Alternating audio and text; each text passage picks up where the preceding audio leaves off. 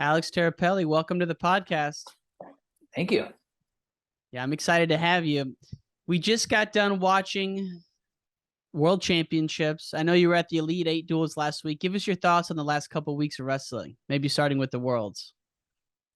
Man, it's just phenomenal wrestling. I mean, it's a good time to be a wrestling fan, and I say that not just about the level of wrestling, but the access. With technology, and I mean, I remember a time when we weren't able to watch the World Championships as they were happening because there was just no opportunity to. So I feel like people that are coming into the sport now, maybe don't appreciate that as much as maybe they should. Yeah, like when you were in college, were you guys getting tapes of the Worlds? Like tape delayed, after the fact, productions, and maybe like the medal matches or something I mean, just a snippet. I mean, I remember, just speaking of Adam, I remember when he was wrestling in NCAA finals, and it was like same day, like tape delayed, like partial coverage of the finals. And like that was like the NCAA championships. And now you can literally watch, every match of the tournament. Yeah. Yeah, it's such a good point. Like, even if you did get a tape of like the World Championships or the NCAAs, it was only the finals, let alone like the quarters, the semis, like all the good stuff early on. Mm-hmm. Yeah. Wow. And well after the fact, well after you knew kind of what had happened and talked about it at length, before you got to see it. Yeah. Now, when Adam won, were you there or were you watching from California? No, I was there. I was fortunate enough to go Adam's last 2 years.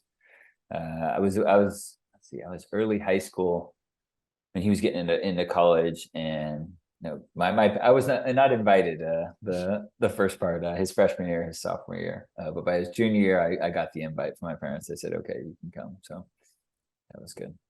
What kind of impact did that have on you? I had grown up, Adam's about almost between 5 and 6 years older than me.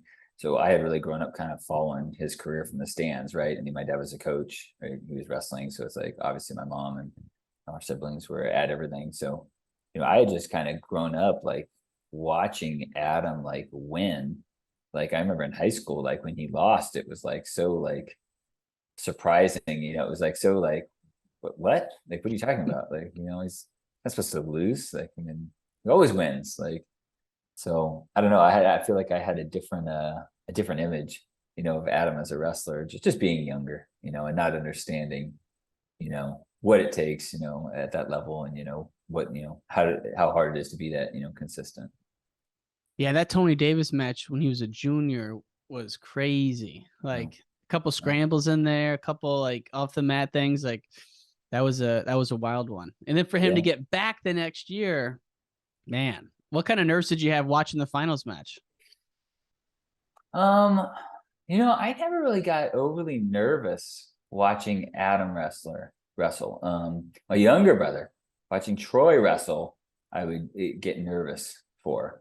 And I think a lot of that was because, I was older, like, and understood more, and I didn't watch him just like growing up, like just win all the time. Right. So it's like, I mean, it's just a little bit different. So my older brother, like I was always pretty calm, excited. I mean, definitely, excited for him, but like, I was never like worried, like when I was watching him wrestle. I don't know why. Just, I mean, the age I was, when he was coming through competing, I guess. And how much older are you than Troy? We're about 2.5 years apart. So I actually have 4 kids in my family. We have a sister between me and my older brother, Brooke, and we're all about 2.5 to 3 years apart. Got it. So you and Troy were on some high school teams together then? We did. We had 1 year crossover. So I was a senior in high school and he was a freshman in high school. And then we're fortunate enough to be on the team a couple of years in college. Only 1 year he was competing, the other year he was redshirting. Yeah. And then, so when was the first time you met Mark Johnson? I met Mark, I mean, definitely through Adam's like recruiting process, for sure. And I'm trying to remember if maybe the first time was in our living room. I'm trying to think if we saw him at a tournament before that.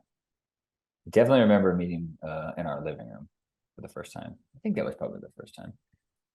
Tell us about that experience. Coach Johnson's legendary. I'm based in Chicago, so here in Illinois, he's like a godlike figure. He's the man. He's the man for sure. Don't tell him I said that. But he's the man. Mm-hmm. I was so much, like I said, I'm, almost 6, 5.5 years younger than Adam. So when Adam was going through like his college recruiting process, I mean, I was like, like 12 years old, so it was like, it was so far removed that like, I didn't even really know like what was going on. Like, that he was like looking at schools and like, that was like, that just even knew that that process existed.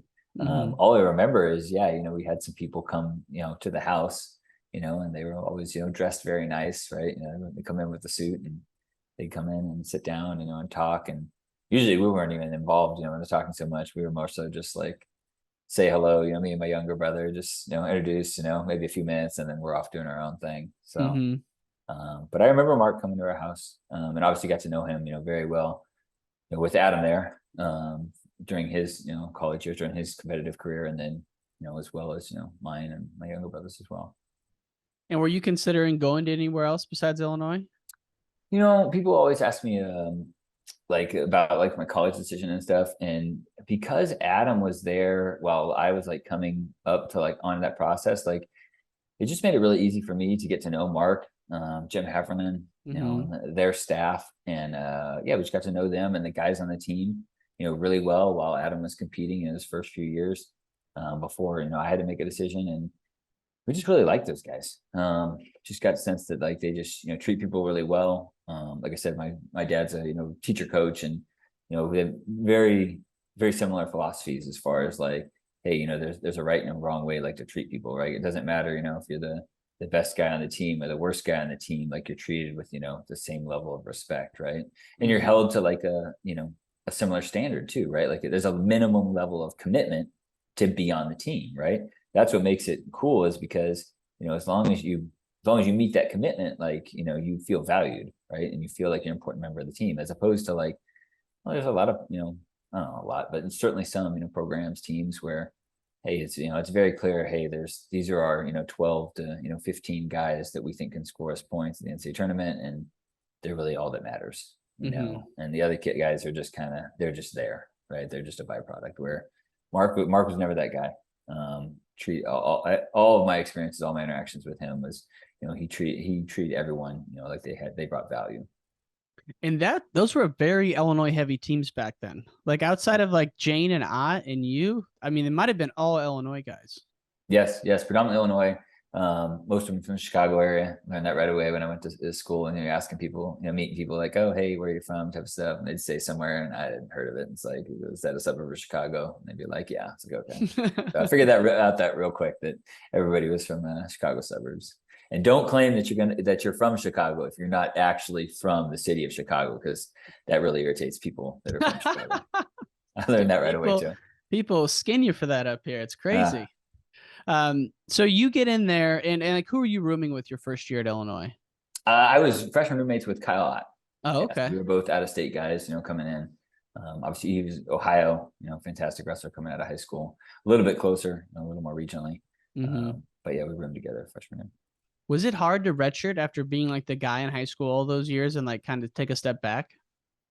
It was hard in the sense that like, you were just used to competing, and when it got to like the competitive season, it's just, we wrestled some, we had a handful of open tournaments, but like it was really few and far between, and most of those happened like early on. I mean, by December, like you're pretty much done. January came around, you were pretty much done wrestling, and then also like the norm was just that, like, hey, the starter, right, quote unquote starter guy, that was the guy, like he wrestled unless like essentially like he couldn't, right? At 80%, like he's wrestling, he's only wrestling if we feel like he can't wrestle. So really hard for one, the red shirts, but then, guys too that are trying to break into the lineup, second string, third string guys, you just didn't get a lot of wrestling opportunities back then. As far as redshirting though, for me, I was a late bloomer, like physically. I mean, I would wrestled 142 pounds, a senior in high school, and was like 5'10" and a half. So like, I was like beanpole, like, I mean, just, not physically developed. I mean, they recruited me, they told me I was going to wrestle 157, and, as a 17-year-old kid, like the kids I talk to now, it's like, you're crazy. Like, 157, like I've never weighed 100 more than 145. Like, Mm-hmm. 17 pounds heavier than I've ever been. But lo and behold, so they knew what they were talking about. I got to school and started to develop and get stronger. And I wrestled 157 all 5 years, including my redshirt year. Was that a hard pull? No, not at all. Not at all. Like That's nice. training hard, like really hard, like training, like we had a really hard day. Like I would be close to weight, like pretty much on weight coming out of practice. Like I've never cut like a ton of weight. And what kind of lifting program did they have you on back then? A lot of lifting. Coach Johnson was big on lifting. As I'm sure you can tell, he's a sizable guy. He really valued strength training, being strong. Felt like one certainly can give you like a performance advantage, but health too. The stronger you are, right, the more your body can resist. From a training perspective, but also from a compromising position perspective. So we lifted, I mean, at minimum 3 times a week, like year round. Like that was automatic. Even in February.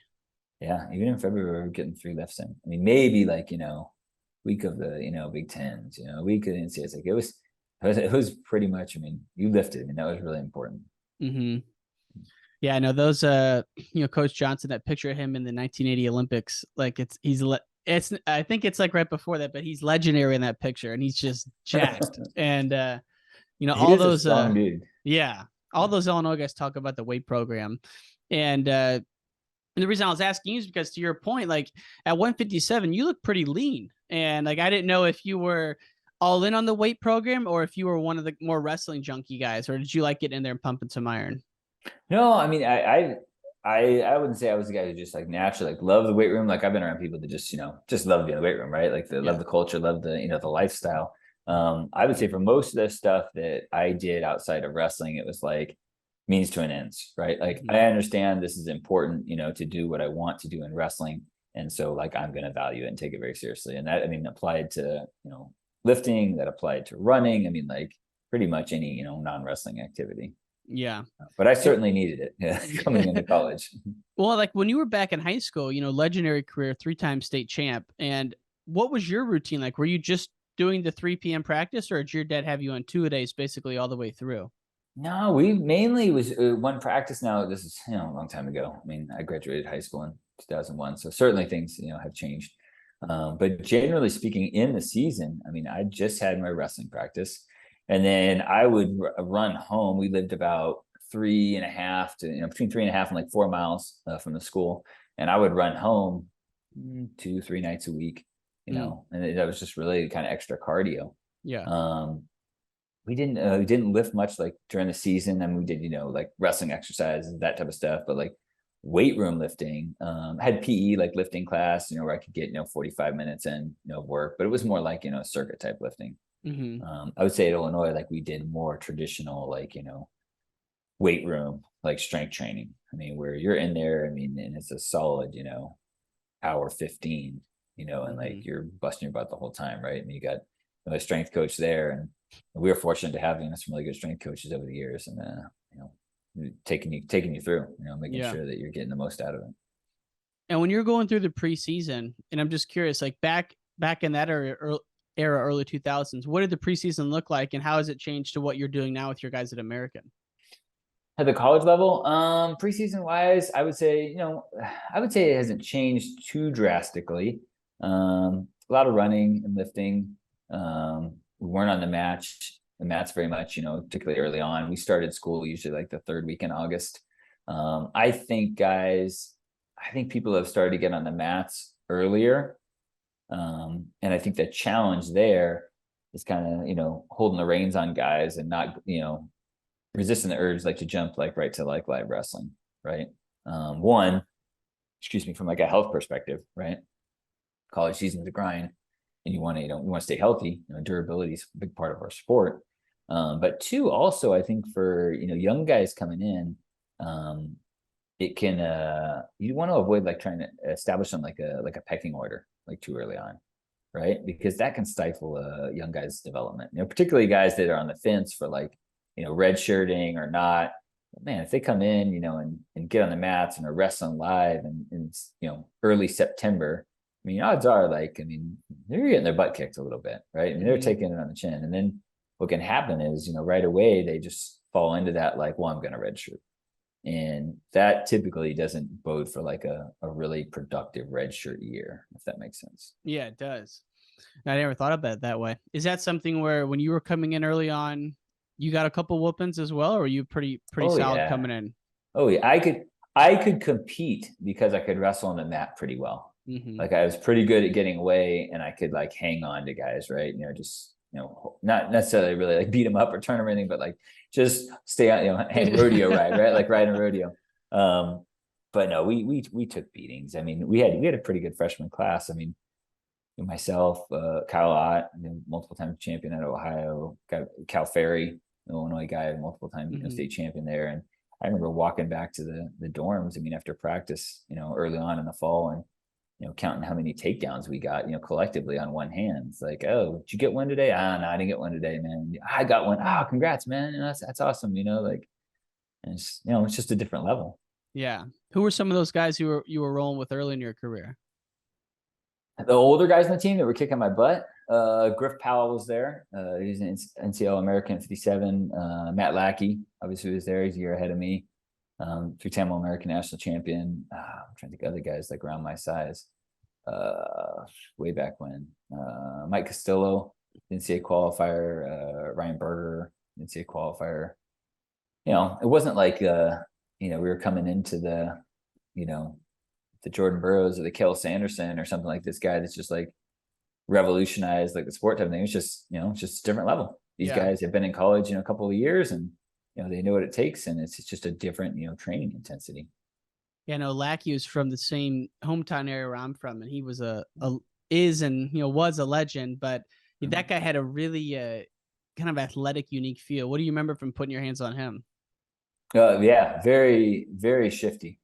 Very shifty. Like he could change speeds, change directions, really quickly. Deceptively good athlete.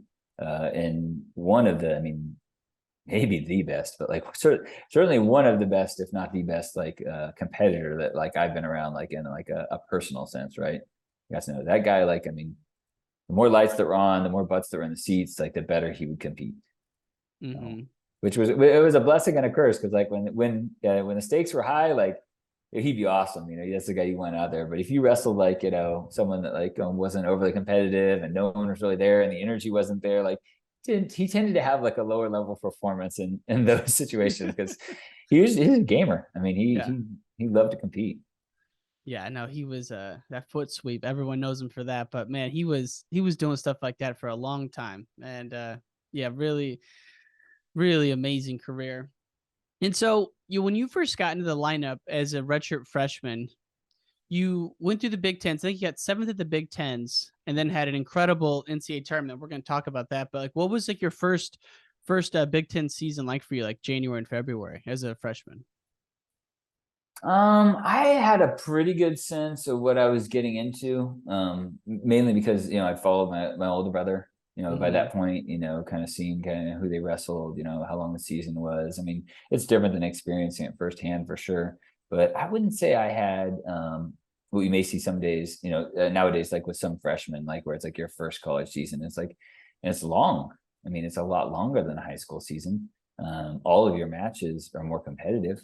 It's not like you go to a tournament and pin 3 guys and then wrestle someone, worth a darn. It's like, no, like every match, like, is like the guy's respectable. Like if you don't like come and compete, like you're going to get beat.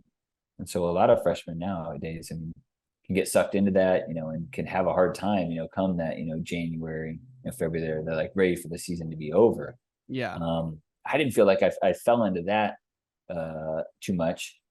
We just wrestled some good guys. Beat some of them like during the season, and then I got to the Big Ten tournament, and I lost a close match. At least I think it was Ryan Bertine that year. Lost him in the backside, and then lost another like match, like in like a double overtime situation. Got it. So I'm going to the Big Ten tournament thinking like, okay, I have a shot to win the tournament. That's my expectation. I'm going to try to win the tournament. And now all of a sudden, I'm wrestling, to go to the NCAA tournament. It's crazy because 2 weeks later, you knock off the defending champ in the quarters. Like, man, that Friday morning round is so special. Like, that place must have been going berserk when that match happened. Could you hear everything going on, or were you pretty much locked in as that thing was going? Not during the match, afterwards, I feel like, when you're in the moment, you're like, and you're in the match, like you're focused on what you're doing. And I don't hear a ton. I mean, I can, make out like my coaches, typically, particularly like when you go out of bounds and that type of stuff, like then you're looking like, in case there's something you need to know or be aware of. But you don't hear too much of like the crowd or the atmosphere like during the match, because you're just kind of in the moment, right? And you're focused on what you're doing. Immediately after the match, it was a cool feeling, a cool experience for sure. And had you wrestled Becker that year before that match? We hadn't. No, we hadn't wrestled that year. We wow. didn't duel Minnesota. The Big Ten doesn't wrestle everybody every year. And I hadn't wrestled him. I didn't wrestle him in the Big Ten tournament. So yeah, no, that was actually the first time we wrestled. Got it. Yeah, he's it's funny, I'm getting ready for another interview, and he who was it? Just had the person on, but he had beaten the guy in the finals. But yeah, it's so that era is so fun to look back on. And if you look at Bertine, like he was awesome to watch. And I know you guys had a several match series. I mean, how many times do you think you guys wrestled over the years? I want to say I'd have to go back and actually like think really hard, but I think we wrestled 8 times, and I think we split 4 and 4. Unfortunately, he won the NCAA tournament every time. Right. He got me from in the finals, and he got me 3rd and 4th. And you beat him at the Big Tens in the finals twice, right? I beat in the Big Tens a couple of years, yeah. Yeah. And the guy I couldn't think of was Brian Snyder. So apologies, but Brian Snyder lost to Becker in the finals. That's a very story. Yeah, year prior. Yeah. So after your Illinois career, did you consider like going into coaching right away, or were you still kind of trying to figure out your career trajectory? I didn't really seriously start to think about coaching in college until about the spring of my junior year at Illinois. Coming in like most kids I talk to, today, I didn't really know what I wanted to do. I was a good student. I mean, I took school seriously. I mean, that come from my parents, they say, hey, you're going to do well in school. So I'm just like, okay, I guess I was going to do well in school. And, but like, I didn't know exactly what I wanted to do. Like I said, my dad was a teacher and coach. My mom worked as administrative assistant for a law firm. But about my spring of my junior year, I started thinking like, maybe I want to try doing this. Like, and if it doesn't work out, like I was in the business school at Illinois. I was studying accounting, so I felt like I'll have a good fallback. Like if it's not what I think it is, and I don't enjoy it, like I'll be able to get in the job and provide for my family. Right? That's really what it was about. But yeah, started doing it. I actually graduated, and Mark Johnson asked me if I would be interested in helping out in academic services at the athletic department. So I was actually a graduate assistant, and I worked in academic services a year out of college. And then the following year, our academic counselor that worked with wrestling and some other sports as well actually took another job and left. And Coach Johnson came to me again and said, hey, would you be interested in doing this, for a year or two, because my younger brother was there at the time. So I was expecting that I would stay until, he graduated. And you're still like wrestling and coaching during this time? Not wrestling like competing. Right. But wrestling in the room. But able to be in the room. Yeah. With the end of the alumni exception. I mean, I would get all my work done and, by the start of practice and head over and, wrestle with the guys. Like I said, my younger brother was still on the team at the time, and obviously, knew all the guys and had relationships there. But yeah, so I actually, the first 2 years out of school, I was actually working in the academic services at the athletic department at Illinois, and then didn't start coaching until I started at UC Davis, my 3rd year out of school. And what about your junior year, when you thought about coaching, kind of triggered for you? Do you remember like what caused it, or what was the turning point there to get you thinking about it? I had obviously grown up around it. My dad, like I said, was teacher coach. I grew up in the wrestling room even before I actually started participating in practice and stuff. And I just always liked it. I mean, I always like helping people, helping people get better, at the sport, and just felt that it was very rewarding. I saw, what my dad was doing, and how kids, reacted to that and how it made them feel. And I think that was a big part of it. Is that hey, I'd like to make people feel like that. Like that seems like a pretty cool thing. Yeah. And yeah, I just kind of, I had that. I mean, even as far back as high school. I mean, I had teammates in high school that jokingly used to call me Coach Alex, because I enjoyed helping people. Yeah. And when you think about, your career in coaching, you've been at UC Davis, Stanford, Penn, Stanford, now American. What's it been like kind of getting things rebooted and restarted at American in your first year there with Coach Borelli, or over your Yeah, first year now? it's been good. Yeah, we're going into our second year. Obviously, I always tell people like you want to be further along than you are, right? Because you're competitive, right? You're always Right. well, how can we get further, right? How can we further? You're like, oh, we got to do more. We got to do more. But as far as like the environment, and what we have like behind us, the support, like phenomenal. I mean, I work with people that appreciate what I do, that are happy, that I'm here, and they're supportive. Hey, how can we help you? How can we know you want to be better. We know you want to compete and do this, that, and the other. So how can we help you? Right? How can we assist you? Yeah. We're fortunate enough. We have, an athletic director that wrestled in college. Even spent a couple of years coaching.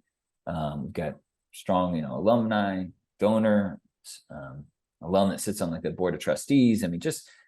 Just a lot of the, outside of directly in the program, like support, which is critical. It can lift you up and take you to heights, that you may have thought you couldn't reach, or the other end of it, you can be busting your butt, your tail, and you have people dragging you down. Yeah.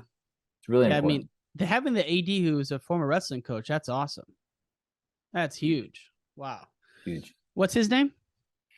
It's Dr. Billy Walker. Billy Walker. Awesome. That's man, that's pretty cool. And have you worked with Joey Dance before this post? I hadn't worked with Joey. Obviously, followed his career, knew of him. He's young enough. I remember watching him wrestle in high school, but certainly at Virginia Tech, and being very, very successful there. But I didn't know him like personally. When Jason took the job at American, he actually reached out, and said, "Hey, congratulations. I saw you got this job. Like, if you're looking for people, like, I might be interested, kind of thing." And once Jason talked me into coming with him, we started talking about it. And obviously, like, most wrestling staff, you start thinking like, okay, Jason wrestled 25 and 33. I wrestled 57. Like, we need to get like a bigger guy, right? We need to get a big guy. We need a big guy, right? That's the trap people fall into. So we started looking around, and it became evident very quickly that like it's like, well, like, and we could hire like a big guy, but it's more important like to get the right guy. And as we got to know Joey more, it's like, this is the guy. Like, I think he's like the right fit, and I'm so glad we did, because Joey's been great. He's a little ball of energy, and he compliments Jason and I very well. Yeah, I bet, man. He's I'm like you said, remember watching him. He was awesome. And even in high school, just lights out. And so he came, so I thought he was there before. So he came on with you guys when you got there. Okay.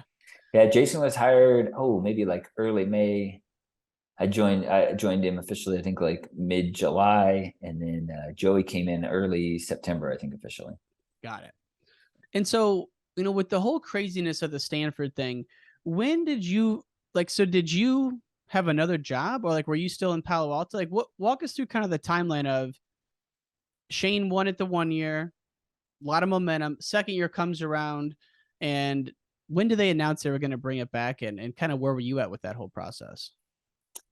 We were kind of in limbo. So Shane won the national tournament. We got back to campus. We're still fighting the good fight. Pretty steadfast. Like, hey, we're gonna get this program back. Like, kind of nothing's changed. Coach Borelli, I think, like I said, was hired like early May. I want to say he talked to us maybe like mid-April, let us know that hey, I'm talking American. It's a good chance I may take another job. He just got to the point where, like he, like you said, the support is so important, right? And like, he didn't feel like he could work at Stanford anymore, with the people that were still there, right? Because it's like, how am I going to do this, right? I'm not, it's not going to be enjoyable on a daily basis. So he started talking to America. They reached out to him. They reached out to him actually quite a bit earlier. I think they reached out to him earlier in the season, and he told them, "Hey, listen, I'm committed to this. I told our guys, our team, like, we're committed to this. Like, we're going to see it through. If you want to wait, and talk to me like after the season, happy to have the conversation then. But like, this is what I'm doing now." And they were like, "Okay, hey, no problem. Like, we'll call you after the season." Right. So he had left, or made the decision to leave maybe like mid-April. And then Coach Blake, Ray Blake and I were there, and really on like month to month like contracts. Administration kind of told us, say, you can stick around, through like the end of the academic year. But at that point, in their mind, I mean, like they had washed their hands of the decision. I mean, it was done, right? I mean, no chance. Like, I mean, this program is coming back. I mean, and that was kind of their stance, from the get-go, from the time it was announced. So even in the spring, they're still thinking that there's no way it's going to get brought back. And so they basically tell you guys at the end of the school year, you're done. Yeah, absolutely. I mean, let's see, we approached that. I'm trying to remember when I learned that. Asked that question earlier. I mean, obviously before, we got back from the NCAA tournament, like, oh, when are we done type of thing. And I think they said, oh, you know what? No, excuse me. No, our contracts ended like the month after. So our contracts ended at the end of April, and then, yeah, they extended them through the academic year because, we had guys, competing, in the spring, trying to make, world teams, U20s, U23s and that type of stuff. But yeah, no guarantee, no like what's next. Like, it's just kind of like, yeah, blank picture, kind of when this ends. It's like, well, you're on your own. We've done our part, and there's not gonna be a program here anymore, and go figure it out. So when did they announce officially it was back and locked in? Oh, I want to say May 18th, I think, was the official announcement came out. So, I mean, 2 months removed from the NCAA tournament. What was your reaction? I mean, obviously you're excited, but also you guys got to be, I'm just curious, like, what were you feeling when you heard about it coming back? I was, I mean, certainly I'm excited. Yeah, absolutely. Like I said, I mean, we're committed to it. I mean, me and my family, we're going to have to move on, if there's no job and that type of stuff. But like, as far as the fight and getting the program back, like, we just always felt like, that was, going to happen. And like, we're just going to keep it up like until it did. So, but we're happy. I mean, it was a tough 10 months. I mean, for sure. I mean, extremely difficult. I mean, I look back on it now and I appreciate, the experiences we had because, built, such, deep relationships, and such memorable moments, with the guys on the team, and the staff and, the alumni, people who were involved with the effort. But it was hard. It was a really hard 10 months. So I think it was a little bit of release, kind of like, oh man, okay, like kind of we made it type of thing.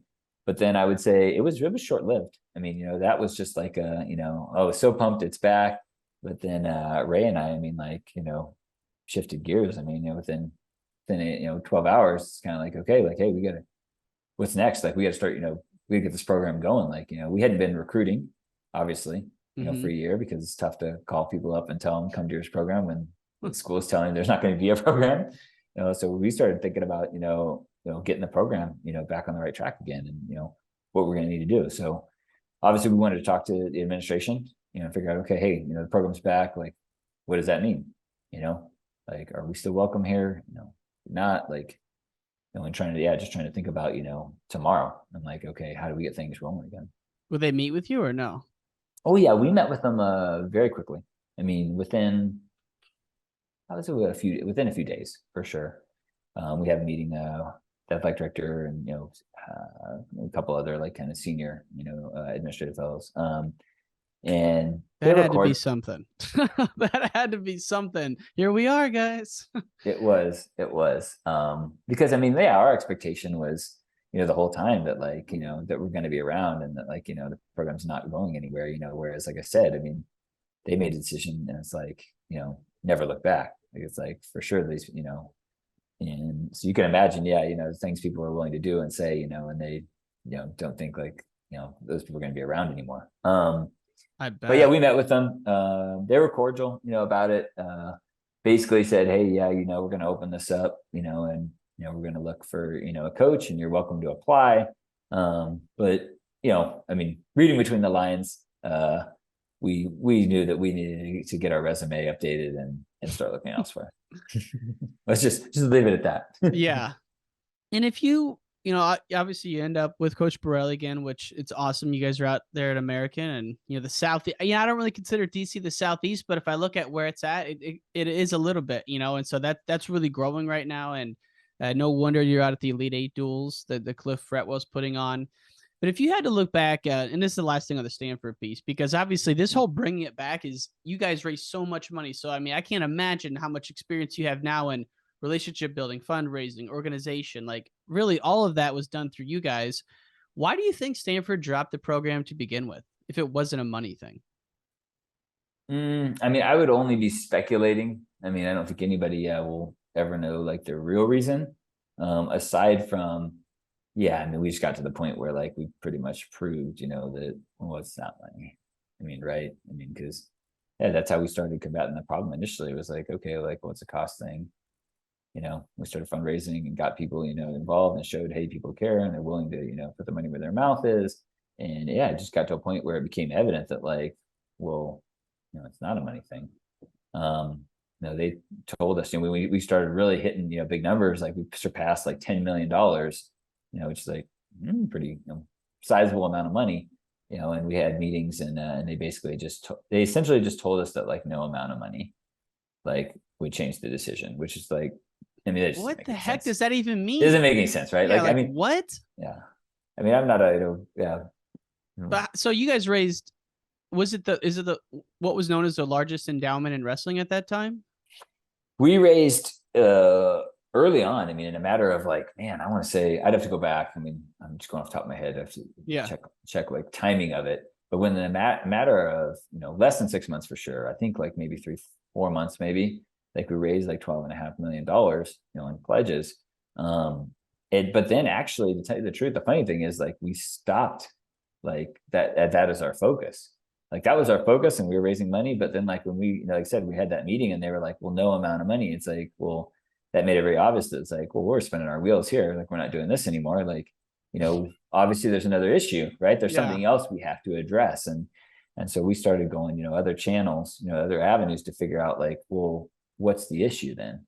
Like, you said, it's pandemic and it's money and it's all this, that, and the other, but if no amount of money will change the decision, well, then it seems like, that might not be the case. So we're missing something here. Yeah, exactly. So we raised $12.5 million in pledges, but that, like I said, we then shifted our focus. Like I think we could have raised quite a bit more actually if we kept doing what we were doing. Well, and like knowing the tradition that Stanford has, when there's a crisis like that, it probably like ramps up your ability to build relationships with those guys just infinitely. So all of a sudden it's like, boom, you're going to talk to everyone.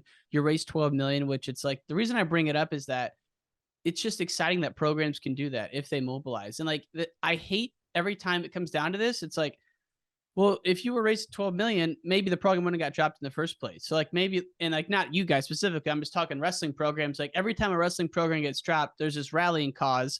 How are we not doing it proactively with some of these programs that may be on the fence because the support's out there?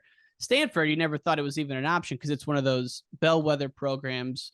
Some of these smaller mid-major programs, I always think about that. I'm like, let's get on it proactively. Yeah. It's human nature, right? I mean, like when something's, not a concern, right? When it's not like top of mind, like you said, like firestorm, there's less, motivation to do it, and I, for coaches, just speaking on this side of the coin, I mean, like you're wearing a lot of different hats, right? And you're trying to do a lot of things at once, right? And it's like, hey, do I fundraise, for the annual giving, right? That's, operationally going to support my program. Am I trying to endow, coaching positions? Am I trying to endow, operating, budget, am I trying to, endow like additional like scholarships, right? Maybe I'm only like, so we can be more competitive. Like, do we need a new facility? Like there's so many or the reasons RTC. like to raise money. Yeah. I'm RTC. I got to keep the RTC going, right? Yeah. That's, part of being competitive. So there's all these, efforts, right? Priorities, that require fundraising, that require resources. And you're constantly, shifting, to kind of make the picture fit, right? And, this year or this, 2-3 year span, it might be, the RTC. It might be, I need another scholarship, whereas, okay, hey, now, kind of have things, I want, like, okay, we're going to try to endow a coaching, position. Like, it's funny, yeah, because when a lot of times people outside the world, outside the bubble, when they hear this dude, it's like, well, what was the coach doing? It's like, I can almost definitively say that the coach was busting his butt. he Yeah. was busting his butt doing something, and you can argue like, well, the priority should have been different. You can argue that till you're blue in the face, but I don't agree with the insinuation that like, well, the coach was sitting around twiddling his thumbs, and it's like, no, like, I mean, it's just, there's a lot going on, and there's a lot of hats you have to wear, and you're constantly juggling things. Well, when you break down the different expenses like you just did, like that, it's eye-opening. And so like, what does it mean to endow something? Does it mean like it pays for itself through interest or? Yeah, so you're getting a big enough principal that it's going to spin off, enough interest that like you're only going to spend the interest, right? So the Wow. principal stays, so you don't touch the principal.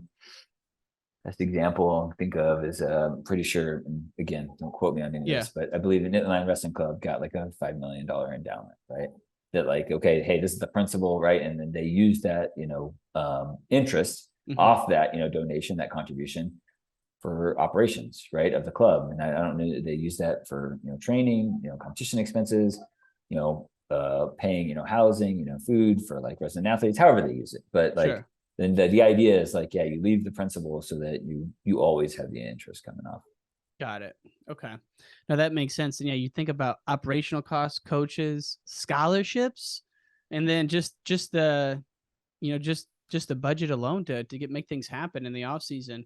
It is amazing like how busy coaches are. It's like every weekend. I had a Coach Freyer on here recently, and he took a 3-year break and was in sales. And most people think like salespeople are working a lot. He's like, I had every weekend off for the first time in my life. Whereas coaching, I mean, you can attest this. How many weekends a year are you gone? Like, However much you insane. have to, I mean, you have to schedule it, right? You have to make yourself do it. And it's important. I mean, you definitely Yeah. do need to get some time away, but it's just like, yeah, looking at the calendar, it's like, okay, when can I do it from a competitive standpoint, from a recruiting standpoint, from all of it. But it's hard. It's a tough balance. You have to really enjoy what you're doing. Yeah. Well, and Coach Tirapelle, we'll sign off with this, but I'd be remiss if I don't talk about this because as an Illinois person, this was an exciting day. Big Tens, 2005. The Illini bring home the trophy. I mean, that's first one since 1953. I mean, I know all year you guys had a great team, but what memories do you have of that Big Ten tournament where you guys brought it together and brought home the title? Oh, that was awesome. I mean, again, like it's all after the fact, but just we just have it was a total team effort. We had guys, that were wrestling for each other, guys wrestling, above, maybe their, expectations. We had two champs, myself and Pete Friedel was actually my roommate, for several years in college, teammate. And for me, it was really rewarding because I felt like, we accomplished it, for Mark, and Jim, who had been there for a long time, and heck, it's a competitive conference, right? And wrestling is really tough there. It is really hard to win. I mean, so yeah, to do it in the first time, I think it was like, 52, 53 years or something. Like I was really proud, and I'm still very proud to this day, of that moment that we were able to, to win that, tournament for them because those are the type of guys, they put a lot of time into us, and anything we needed. I mean, Coach Heffernan was the guy that was, out in the middle of the night, doing laundry, so you had a and a freshly clean, singlet or weight cutting clothes or whatever, just the smallest like thing. So it was definitely a very memorable moment for me. Yeah. And did you guys win the Midlands that year as a team as well? I believe we did win the Midlands that year. Won it that year. There was a stretch where I think we won it 3 years in a row. I think we might have won it my sophomore, junior, and senior year. Pretty sure. Wow. Yeah, and that's a huge tournament for Illinoisans. I mean, it used to be for everybody. I hope it comes back and the valor that it had because it was awesome back in the day when there was the post collegiate guys in there with the college guys, and I know you scrapped with Bono there one year when you were still in college. So like that kind of stuff, like that's awesome. Yeah, it ebbs and flows, right? I mean, at that point, yeah, I mean, the Southern Scuffle was very like in its infancy. Like the South Beach duels didn't exist, but competition is a good thing, right? That it forces everybody to raise their game, right? Hey, you have to put on a better event, like if you want to attract the teams, the spectators, everybody's attention. So it's a good thing. Yeah. Well, Coach Tirapelle, it's been great to have you. We always sign off, well, not always, but most of the time we sign off with this question: how did wrestling change your life? I'd love to hear you talk about just like the most important lessons that you think wrestling teaches. The most important lessons that wrestling teaches. I think it definitely teaches like goal setting, like thinking like long term, right? Wrestling is not a like immediate like gratification, right?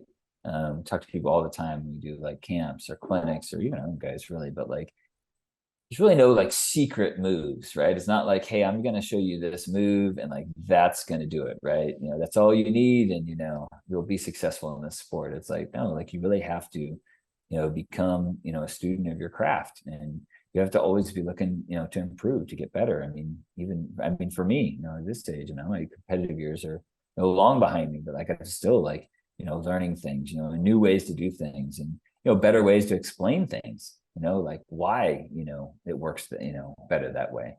So it's neat in that sense. I appreciate that. And I also appreciate that, I know it sounds corny, but the, you know, kind of wrestling is for everybody type of thing. Like I really believe it's one of the, you know, quote unquote, kind of like fairest sports. Like, you know, anybody can partake. Like you don't have to be, you know, massive, right? You don't have to be this incredibly, you know, strong person. You have to be incredibly fast, right? Take what, you know, what you have, you know, and find avenues, find creative ways, you know, to win. Mhm. And it's, you just see it every year. I mean, everybody doesn't look the same. You know, it's not like, oh, you know, the 10 national champions like look exactly the same. Like, no, they all usually look like very different, you Yeah. know, and their route to that, you know, point is very different as well. And I don't know. I just really, as someone who wasn't an incredibly gifted athlete, like I really appreciate that. Because yeah, I mean, there was no way, you know, I was ever going to be, you know, an NFL football player or an NBA basketball player. It's just like, no, like there's just barriers to entry in those sports. And I like that wrestling has very, you know, minimum, you know, barriers to entry. Yeah, I mean, even look at guys like Anthony Robles. Like Yeah, anyone can win. It's yeah, that's amazing about it. I haven't heard that one in a while, so thank you for sharing that. yeah, absolutely. Coach, thanks for coming on. It's been fun. Awesome. Thanks for your time. Take care.